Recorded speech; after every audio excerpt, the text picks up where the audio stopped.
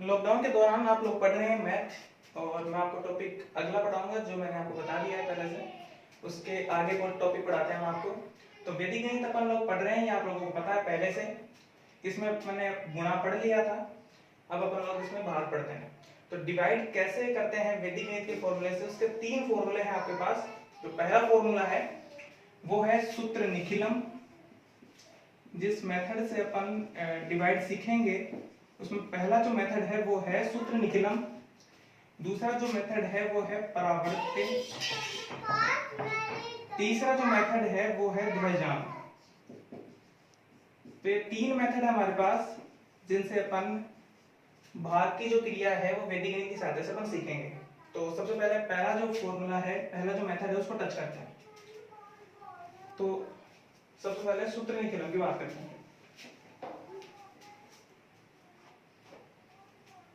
अब देखिए पहला जो अपन ने टच किया वो अपन ने टच किया सूत्र निखिलम।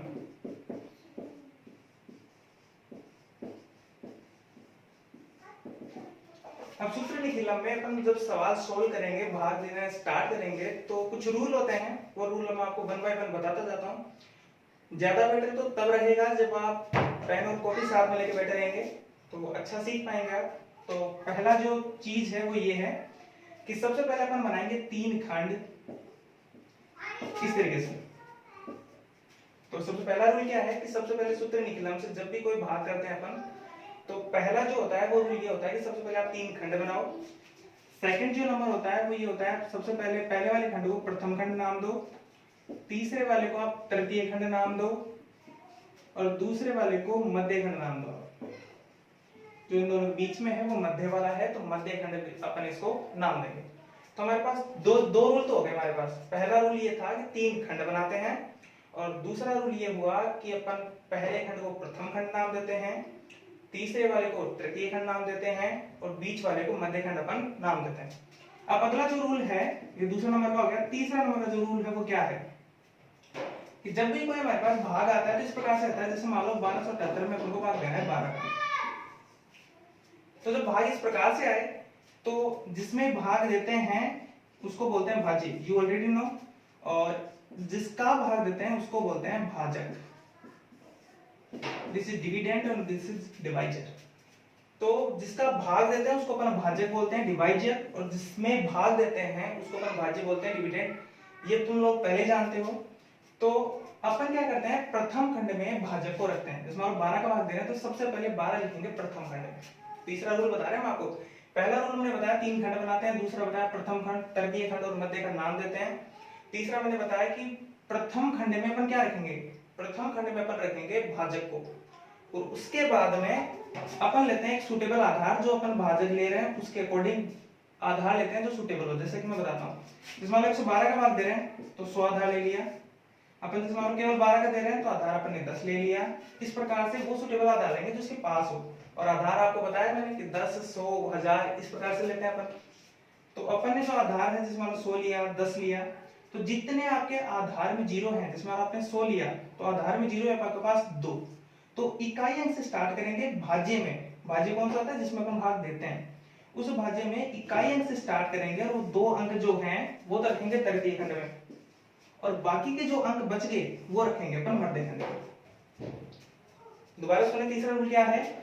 तीसरा रूल ये है कि जिस संख्या में आप भाग दे रहे हो, अपन ने लिखा था 1278, तो जिस संख्या में आप भाग दे रहे हो तो पहले तो भाजक के अकॉर्डिंग आप आधार चूज करो, बेस चूज करो। जब आपने बेस चूज कर लिया तो आप डिसाइड करो कि बेस में कितने 0 हैं। आपने अगर मान लो आधार 100 चूज किया है तो आपके पास आधार में 0 है आपके पास 2।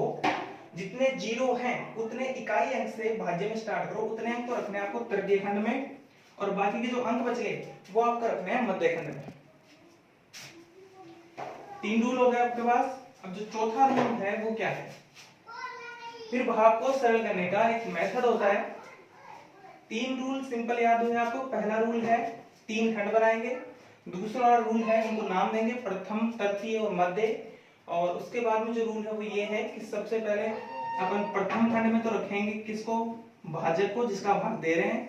तृतीय खंड में उतने अंक रखेंगे जितने के आपके पास आधार में 0 हैं, और मध्य खंड में जो आपके पास भाज्य में जो अंक शेष बच गए वो अपन लिख देंगे। अपन एक एग्जांपल लेके इसको सोल्व करते हैं।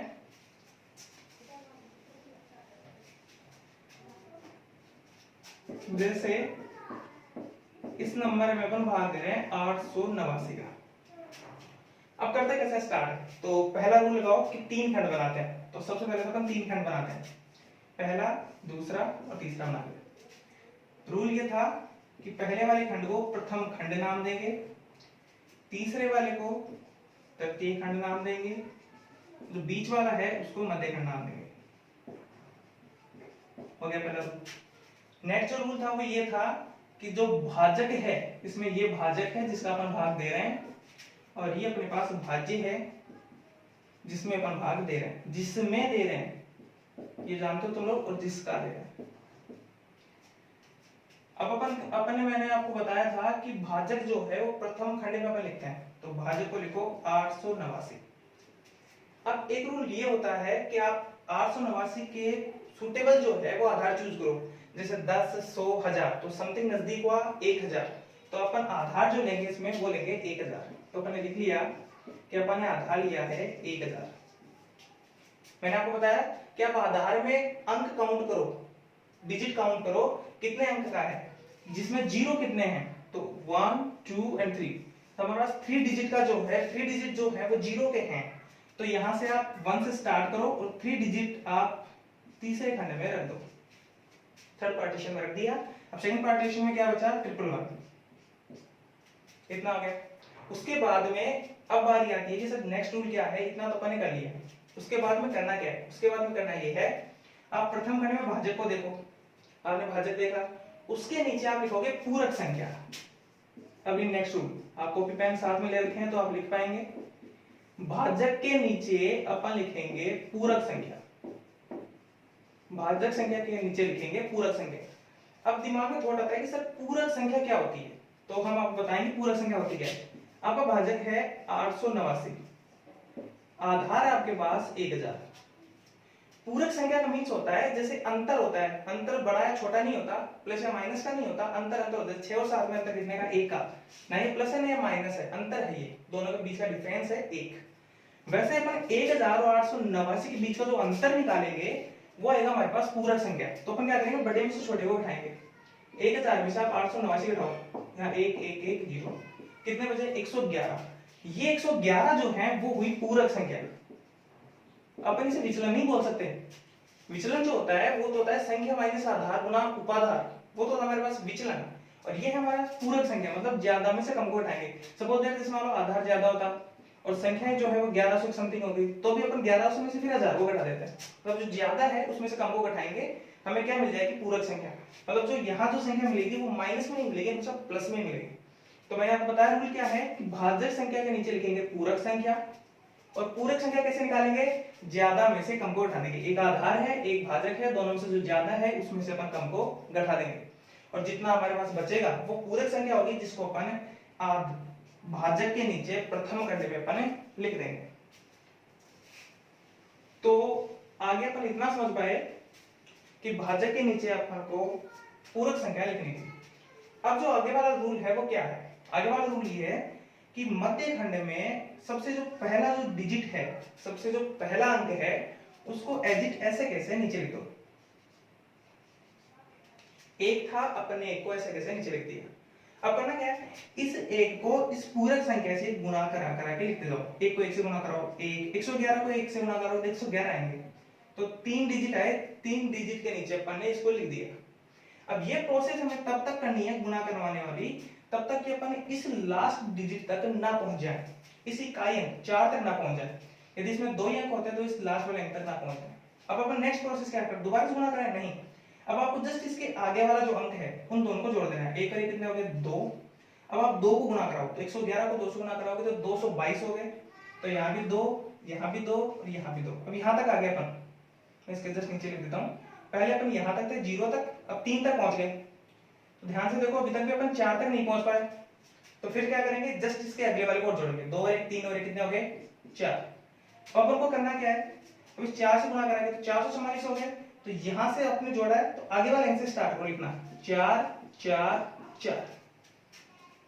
इतना यदि आप लिख पाते हो तो अब आपका सवाल सोल्व हो चुका है। 4 में 4 जोड़ो, आपके पास हो गया 8, 4 और 2 8, 8 और 3 कितने हो गए 11, 4 और 2 6, 6 1 7, 6, 6 और 3 9, सॉरी गलती कर दी, 4 और 4 8, 4 और 2 6, 6 और 3 9, 4 और 2 6 और 1 7। तो आपके पास ये जो बनता है वो तो बनता है भागफल, और ये जो बनता है वो बनता है शेषफल। तो निखिलम विधि दोबारा से एक बार रिपीट कर देते हैं, फास्टली रिपीट कर देते हैं, समझ पाओगे आराम से। सबसे पहले जो पहला रूल मैंने बताया था वो किताबों में ना देखें, डायरेक्ट मेरी तरफ देखें तो आप बेटर समझ पाएंगे। सबसे पहला रूल था कि अपन 3 खंड बनाते हैं। दूसरा रूल था कि उनका नामकरण करते हैं। नामकरण कैसे? प्रथम खंड, मध्य खंड, तृतीय खंड। तीसरा रूल था प्रथम खंड में अपन लिखेंगे भाजक को। चौथा रूल था कि भाजक के जो सुटेबल है वो आधार बनाएंगे, आधार में जितने जीरो होंगे उतने भाज्य में से जो अंक लेंगे इकाई अंक से वो तृतीय खंड में, जो बच गए वो मध्य खंड में। फिर पांचवा जो रूल था वो ये था कि भाजक के नीचे लिखेंगे उसकी पूरक संख्या। कैसे लिखेंगे? आधार में से भाजक को घटा देंगे, जो बच जाएगा वो नीचे लिख देंगे। उसके बाद छठवां रूल जो था वो मध्य खंड में से एक अंक को सेम ऐसे कैसे एजिट ऐसे कैसे नीचे लिखना है। और जो आखिरी रूल था वो ये था कि आप गुणा कराते जाओ पूरक संख्या से और लिखते जाओ। ये प्रोसेस तब तक दोहराओ जब तक कि लास्ट डिजिट तक आप ना पहुंच जाओ। यदि आप ऐसा करने में सफल हो जाते हो तो आपके पास आंसर सही आ जाता है। जो मध्य खंड के नीचे होता है वो भागफल कहलाता है, और जो तृतीय खंड के नीचे रहता है वो हमेशा शेषफल कहलाता है। ये मैंने आपको मेथड समझाने की कोशिश की है, ना कि सवाल समझाने की कोशिश की है। तो आप ध्यान दें, सवाल इस तरीके से बहुत बनेंगे तो मैं आपको बहुत सॉल्व करवा दूंगा। मेथड पर आप फोकस करो, मैं सवाल भी आपको बताऊंगा। सवाल से बताऊंगा तो प्रश्नावली मैं बता दूंगा कि आपको कल प्रश्नावली 1 में बताने वाला हूं, तो उसके बाद आप निकलवा उस चीज को निकाल सकते हो। उसके बाद जब मैं सवाल बताऊं तो मुझे कमेंट करके बता सकते हो सर ये सवाल को बताना या फिर कैसे भी। तो आगे वाली विधि पढ़ते हैं अपन, परावर्त्य। परावर्त्य जो विधि है वो सेम से रिलेटेड है। पहले आप यदि आप इसको लिखना चाहें तो लिख लीजिए।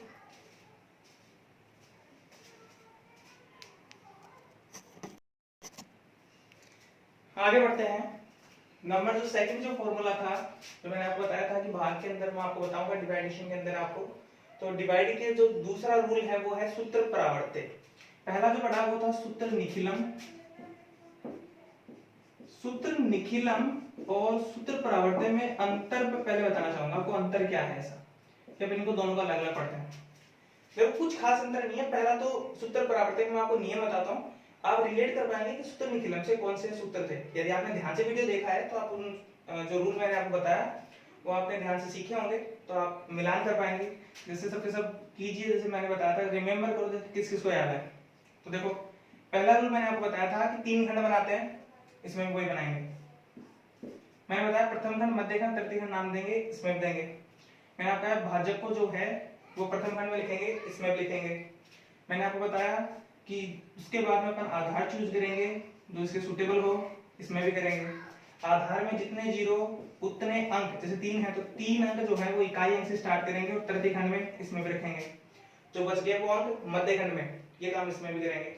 अब जो है वो मोस्ट डिफरेंट जो आता है वो ये आता है कि निखिलम विधि में अपन आधार की मतलब जो भाजक था प्रथम खंड में, यहां मान सकते हो भाजक, तो इसके नीचे जब अपन भाजक लिखते थे, जैसे मान लो 8 8 9 था, तो इसके नीचे अपन लिखते थे पूरक संख्या।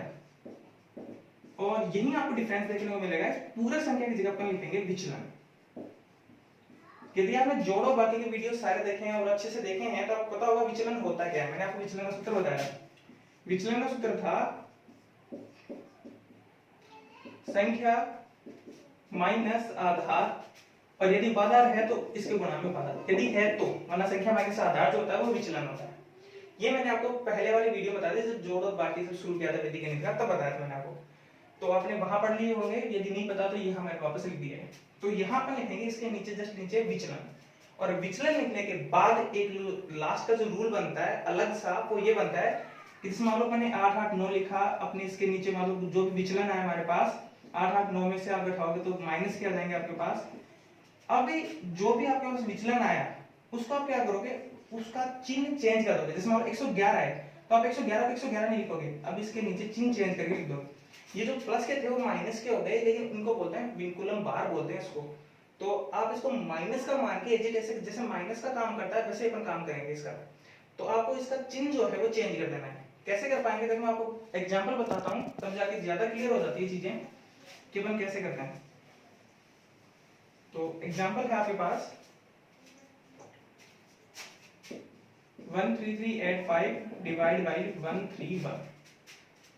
तो हमारे पास ये सवाल है जिसको अपन करते हैं। तो इस सवाल को करने के लिए आपके पास वही आपको करने हैं काम, 3 खंड बनाते हैं। पहला वाला जो है प्रथम खंड, फिर तृतीय खंड, फिर बीच वाला जो है वो है मध्य खंड। तो दोबारा से रिपीट करते हैं, प्रथम, मध्य और तृतीय।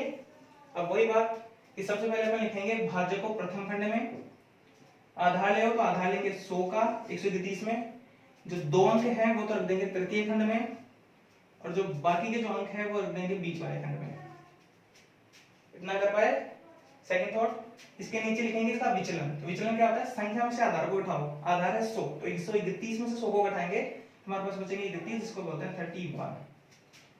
ये भाजक हुआ, ये इसका विचलन हुआ, और इसके नीचे लिखेंगे परिवर्तित अंक। तो 31 को माइनस 31 बना देंगे, लेकिन माइनस यहां न लगा के यहां लगाएंगे, इसको बोलते हैं मिनकुल नंबर। तो बात गौर करो, पहले लिखेंगे भाजक, जो पहले कर रहे थे सूत्र निकला वैसे ही। इसके नीचे लिखेंगे विचलन, ना कि पूरक संख्या। विचलन मतलब संख्या में से आधार को हटा दो, बच जाएगा विचलन होगा, और उसका चिन्ह चेंज कर देंगे। जैसे मान लो ऑलरेडी माइनस का था तो फिर किसका कर देते? प्लस का, लेकिन हमारे यहां से है प्लस का, तो अपन इनको कर देंगे दोनों को माइनस का। सेम कर लिया काम। इसके बाद वही काम दोबारा सेम करना जो पहले कर रहे थे अपन। एक जो अंक है वो सेम ऐसा कैसे उतारेंगे? इस एक को गुणा करा के यहां लिखेंगे, तो 31 को 1 से गुणा कराओगे तो 31 ही आएंगे, 3 1, लेकिन माइनस के हैं तो माइनस का हो जाएगा। अब ये माइनस के हैं तो 3 में से 3 गया तो हमारे पास बचते हैं 0। अपन को आपको पता है कि ये प्रोसेस अपन तब तक करते हैं जब तक इस लास्ट वाली डिजिट तक अपन ना पहुंच जाए। तो अपन को क्या करना है, इस 3 में से 3 गया तो हमारे पास बचे 0। अब 0 को गुणा कराते हैं, 0 को गुणा कराओगे तो सेम ऐसे कैसे, जो स्तंभ आपने जोड़ा है ऐसे तो बोलते हैं स्तंभ, और इनको बोलते हैं कॉलम। स्तंभ को तो कॉलम बोलते हैं, इनको बोलते हैं रो, इनको बोलते हैं कॉलम। स्तंभ और लाइन, पंक्ति। तो अपन शुरू करते हैं। देखो आगे वाला, जस्ट आगे वाला लिया अपन ने, 3 में से 3 गया तो हमारे पास बचे 0। अब इनको जोड़ा है तो इसके नीचे नहीं लिखेंगे, इसको गुणा करा के अगले वाले अंक से स्टार्ट करेंगे। तो यहाँ भी 0, तो यहाँ भी 0। अब ये अपन लास्ट डिजिट को नहीं पहुंच पाए तो फिर क्या करेंगे, जस्ट इसके अगले वाले को जोड़ेंगे। अब 3 में 1 गया तो हमारे पास बचे 2। अब 2 को गुणा करो, 3 दूनी 6 और 3 एकम 3। अब कहोगे सर माइनस वाला चिन्ह, हाँ वो भी जरूरी है, तो ये ला ये ला। हमारे पास यहाँ बने 1 0 2। मैं ठीक से लिख देता हूँ ताकि आप ठीक से समझ पाए। 1 0 2 यहाँ तो बना, और यहाँ देखो 5 में से 3 गया तो हमारे पास बचा 2, और 8 में से 6 गया तो हमारे पास बचे 2। ये हुआ हमारे पास भागफल, और ये हुआ हमारे पास शेषफल। तो अपन ने इस वीडियो में अपन ने 2 भाग करने की विधियां पढ़ ली हैं। पहली जो भाग करने की विधि थी वो थी हमारे पास सूत्र निखिलम, दूसरी थी वो सूत्र प्रावर्तिक। दोनों में डिफरेंस मैं आपको बता देता हूँ। इसमें जब सूत्र निखिलम की बात करते हैं तो यहाँ लिखते हैं अपन पूरक संख्या, और अब अपन लिख रहे हैं यहाँ विचलन। पूरक संख्या बोले तो बड़े में से छोटा घटा दो, और विचलन बोले तो अपन उस चीज को संख्या में से आधार को अपन माइनस कर देते हैं। फिर इसके लिए परिवर्तित अंक लिखते हैं, फिर सेम टू सेम वही विधि लगाते हैं जो सूत्र निखिलम में अपने काम की है। तो आई होप आपको समझ में आया होगा। आगे वो सवाल बताते हैं जो बच्चों ने मुझे कमेंट किए थे, कुछ मल्टीप्लाई के सवाल है, वो मैं आपको बताता हूँ।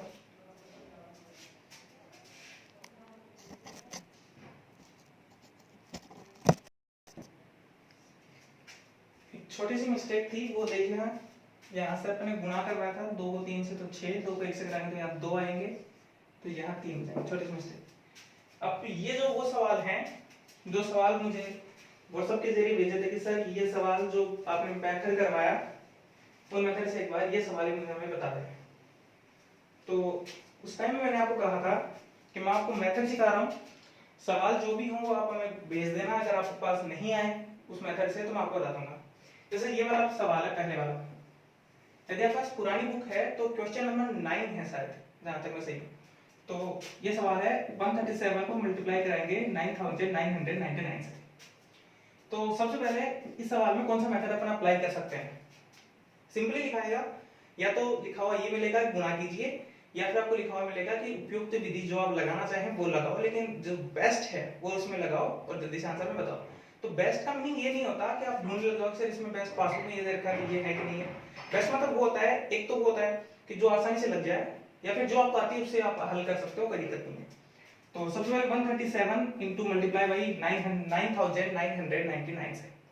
तो सबसे पहले क्या करना है, इसमें अपन कौन सी विधि लगा सकते हैं, यहां तक मैं सही हूं, इसमें एक न्यूनन अपन विधि लगा सकते हैं। और आई थिंक सभी बच्चों ने जब मैंने ये सवाल लिखा था तो गैस भी कर लिया होगा कि एक न्यूनन विधि लगा सकते। मैंने आपको बताया था एक जो पद है इसमें देखो, एक ये वाला दूसरा ये वाला, एक जो है उसमें से एक मतलब इन दोनों पदों में जो एक पद है उसमें केवल 9 वाले अंक आएंगे, केवल 9 वाले अंक हैं, इसमें कोई फर्क नहीं पड़ता। तो स्टार्ट कैसे करेंगे, 137 है, इसको मल्टीप्लाई कराना है 9999 से। तो सबसे पहले इसका एक न्यून करेंगे, मतलब इसमें से एक घटाएंगे, फिर अपन लगाएंगे ओब्लिक का साइन, और देन इसके बाद में ये जो दूसरा जो पक्ष है उसको ऐसे कैसे लिखेंगे, डबल लाइन को, और उसमें से उतना घटाएंगे जिसको इसका एक न्यून करने के बाद जो बचता है। जैसे 137 का एक न्यून का मतलब वो 137 में से 1 सब्ट्रैक्ट, और यदि 1 सब्ट्रैक्ट करें मतलब 1 घटाएं तो बचता है 136 बोलते हैं 136, तो 136 हम इनमें से घटा देंगे, सब्ट्रैक्ट कर देंगे, इसमें से बचेंगे तो यहाँ बचेंगे 136, 9 में से 6 गया तो आपके पास बचते हैं 3, 9 में से 3 गया तो आपके पास बचते हैं 6, 9 में से गया तो 8 और यहाँ 9। ध्यान रखें ऊपर जितने अंक है ना, जैसे मान लो 4 अंक हैं तो आपके पास 4 अंक की संख्या होनी चाहिए, यदि 3 की बन गई तो आप एक जीरो लगा देंगे, अब 4 की है तो उस ओब्लिक को हटा दो, सिंपल सा 136 98 63 ये 36 है, और ये आपके पास हो गया आंसर। ये 9 नंबर का सवाल, इसका सॉल्यूशन। अगला जो सवाल है वो नेक्स्ट आप नंबर जोड़ सकते हैं, काउंट कर सकते हैं। तो 9 की जगह अब की बार का जो सवाल है वो हो गया आपके पास नंबर 10 का। नंबर 10 मतलब मार्किंग में 10 नहीं, नंबरिंग में है 10। 46 को मल्टीप्लाई करेंगे 99 से, तो सिंपल है, सबसे पहले तो एक घटाएंगे, एक न्यूनन विधि इसमें लगाएंगे, तो एक न्यून मतलब एक कम, फिर जो बच गया वो सब सारा इसमें से, तो 45 बचे, यहाँ 45 हुए, यहाँ बचे 54, तो 45 54 ये आपके पास आंसर। अब वीडियो को पॉज कर ले, उसके बाद में लिख ले यदि नहीं समझ पा रहे हैं तो, और ये नहीं समझ पाए तो हमें दोबारा बताना, हम दोबारा अच्छे से बता देंगे। नेक्स्ट जो क्वेश्चन है वो है 11 नंबर का। तो नंबरिंग में 11 है, वो है 362 को मल्टीप्लाई करो 143 से। एक न्यूनन आप विधि नहीं लगा सकते, फिर बच्चे एकाधिक एकाधिक में इन दोनों को जोड़ो तो 10 के समथिंग होना चाहिए, इन दोनों को जोड़ो तो 10 के समथिंग होना चाहिए, पहले वाला जो अंक है वो कॉमन होना चाहिए, 10 100 ऐसे समथिंग होना चाहिए, इन दोनों को जोड़ो तो ऐसा कुछ नहीं है, और कॉमन भी नहीं है तो अपन नहीं लगा सकते। फिर बचिए हमारे पास एक सूत्र निखिलम बचती है, तो उससे यदि आप करना चाहो तो भी नहीं कर पाएंगे, क्योंकि पास की संख्या होती है तो आप कर सकते हो, क्योंकि उसमें आधार उपाधार मानना होता है। और फिर बचती है ऊर्ध्व त्रिज्यम, यदि ऊर्ध्व त्रिज्यम की बात करें तो उसमें कोई कंडीशन नहीं होती कि आप कॉमन होना चाहिए या फिर एक पक्ष 9 वाला होना चाहिए या फिर पास की संख्या होनी चाहिए, जो भी संख्या आप उसको गुणा करवा सकते हो। तो सिंपली आप उसको सबसे पहले तो जैसे बचपन में लिखते थे अपन चाइल्डहुड डेज में, जैसे गुणा को वैसे लिख लेते हैं। सबसे पहले इसमें स्तंभ बनाते हैं, तो सबसे पहले वाला स्तंभ बनाओ, तो 3 को 1 से, अब 2 का बनाओ तो 36 को 14 से, अब 3 का बनाओ तो 362 को 143 से, अब लास्ट वाले 2 का बनाओ केवल तो 62 को 43 से, अब लास्ट वाले 2 को 3 से। अब देखो ध्यान से, सबसे पहले इसको अपन इससे मल्टीप्लाई करेंगे तो हमारे पास आएगा यहाँ पर, इसको इससे गुणा का चिन्ह लगा देंगे, जब 2 संख्या होंगे तो गुणा का चिन्ह। अब 3 आ गए तो क्या करेंगे, फर्स्ट वाले को लास्ट वाले के साथ और बीच वाला आपस में, इसके बीच में गुणा का चिन्ह, मतलब ये इससे गुणा ये इससे गुणा और ये इसके बीच में। तो सबसे पहले करो 3 को 1 से कराएंगे तो 3, 4 को 3 से कराएंगे तो हमारे पास हो गए 12, 6 को 1 से कराएंगे तो 6, 3 को 3 से कराएंगे तो 9, 2 को 1 से कराएंगे तो 2, 6 को 4 से कराएंगे तो 24, 6 को 3 से कराएंगे तो हमारे पास हुई 18, 4 को 2 से कराएंगे तो 8 और 3 को 2 से कराएंगे तो 6। सिंपली जोड़ दो, मैं यहां जोड़ देता हूं आपके पास, तो यहां हमारे पास 6, 18 में अपने 8 जोड़े तो हमारे पास बचे 8 8 16 26, 24 में 2 जोड़े तो 9 में 2 जोड़े तो 11, 25 और 10 35, 12 और 6 हो गया 18 और यहाँ हो गया 3। अब एक एक अंक लेते जाओ, पहले वाला अंक लिख लिया ऐसे कोई प्रॉब्लम नहीं है, इसका पहले वाला अंक रख लो, बाकी का इसमें जोड़ दो, तो 2 जोड़े तो यहाँ हो गया 35 में 2 ऐड किया तो 37, तो 7 बच गया 3, तो 3 में ऐड किया तो 21, तो 1 यहाँ ले लिया, 2 इसमें ऐड कर दिया, 3 में 2 ऐड किया 5। ये हमारे पास इसके आंसर। आई होप आप समझ पाए होंगे। अगला जो क्वेश्चन है वो मैं आपको बताता हूँ। अब वीडियो को पॉज करने के साथ लिख सकते हैं यदि आप लिखना चाहें तो। और नेक्स्ट क्वेश्चन जो है वो मैं आपको बताता हूँ।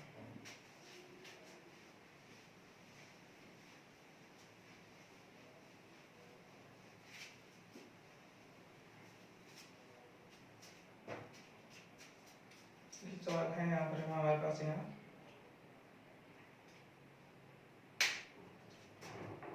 2413 मल्टीप्लाई बाई 3124।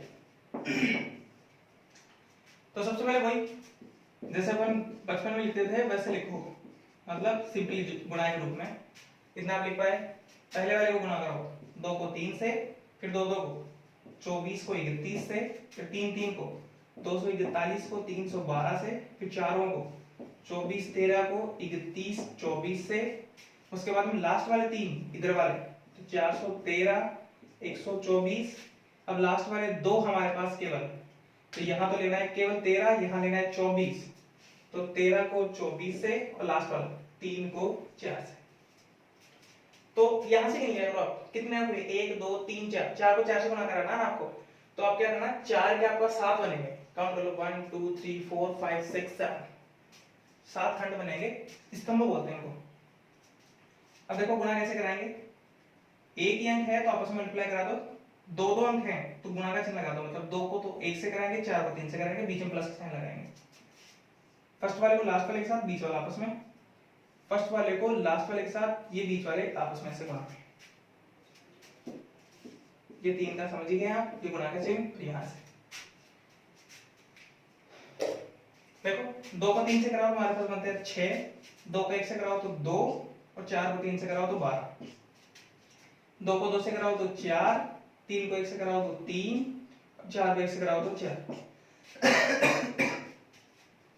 4 को 2 से कराओ तो हमारे पास बनते हैं 8, 3 को 3 से कराओ तो बनते हैं 9, 4 को 2 से कराओ तो बनते हैं 8, और 1 को 1 से कराओ तो बनते हैं 1, 4 को 4 से कराओ तो बनते हैं 16, 3 को 1 से कराओ तो बनते हैं 3, और 2 को 1 से कराओ तो बनते हैं 2। यहाँ 4 को 1 से 4, और 3 को 2 से 6, और यहाँ 12। मैंने आपको जैसे कि बताया, आप सबसे पहले तो ऐड करके लिख लो। तो देखो यहाँ तो है 12, 6 और 4 बनते हैं, यहाँ बनते हैं 10, यहाँ बनते हैं 16 और 3 19, 19 और 2 21, यहाँ बनते हैं हमारे पास 9 और 1 10, 10 और 16 कितना होता है 26, 4 4 8, 8 और 3 बनते हैं 11, 12 और 2 बनते हैं 14, और यहाँ बनते हैं 6। तो लिखेंगे सबसे जो पहला अंक है उसको ऐसे कैसे लिख लेंगे, परेशानी में तब आती है जब आप दूसरा अंक आ जाता है तो उसमें जोड़ देते हैं। तो हमारे पास बन गया यहाँ 11, 11 का पहला ले लेंगे, दूसरा इसमें जोड़ देंगे, यहाँ बन गया 22, 22 का पहला ले लेंगे, दूसरा इसमें जोड़ देंगे, तो यहाँ बन गया 28, 28 का इकाई का अंक लेंगे, ढाई का इसमें जोड़ देंगे, बनते हैं 13, 13 में इसके लेंगे 3, एक इसमें जोड़ देंगे तो 15, यहाँ 5, और यहाँ एक इसमें जोड़ देंगे तो 7। ये आपका आंसर बनता है। आई होप आपको वीडियो पसंद आया होगा। आप मुझे कमेंट करके बता सकते हैं, जो भी आपके क्वेश्चन बच जाए मैं आपको बता दूंगा साथ में। और वैसे एक्सरसाइज में आपको बताऊंगा, जिसमें आपको पहले बताया कि जैसे मान लो एक्सरसाइज 1 में आपको बताने जा रहा हूं, तो उससे पहले मैं आपको दे दूंगा, आप रिवीजन करके उससे तैयार रखें। जो भी सवाल नहीं है वो मुझे पहले कमेंट कर दें, तो मैं उन सवाल पर ज्यादा फोकस कर सकूं आपके लिए, और आगे अपन बढ़ेंगे। तो आज के लिए इतना ही।